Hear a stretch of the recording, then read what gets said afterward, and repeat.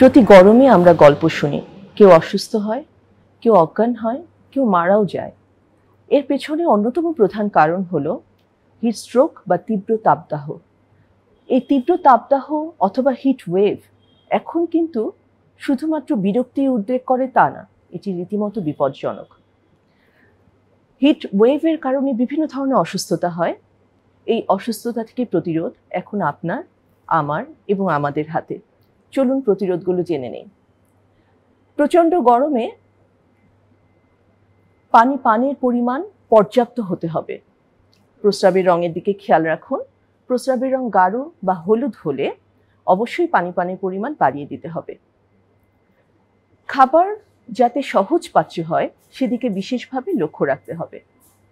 এছাড়াও পচা, বাসি বা খোলা খাবার খাওয়া থেকে বিরত থাকতে হবে। কিছু জীবনযাপন পদ্ধতিগত প্রতিরোধ রয়েছে, যেমন প্রচণ্ড গরমে দিনে অতিরিক্ত সময় একটানা কাজ থেকে বিরত থাকতে হবে।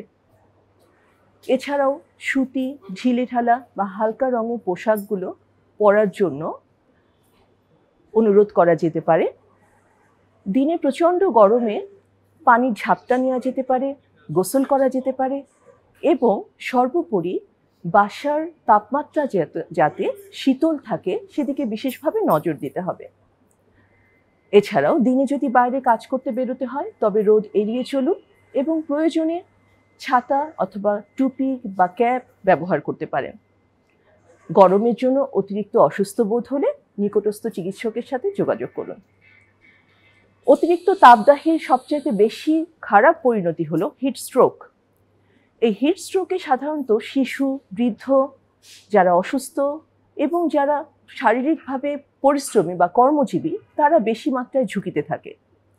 হিটস্ট্রোকের লক্ষণগুলো হলো ত্বক লাল হয়ে যাবে কিন্তু ঘাম হবে না, অসুস্থতা, দুর্বলতা এবং অজ্ঞান হয়ে যাওয়া ইত্যাদি।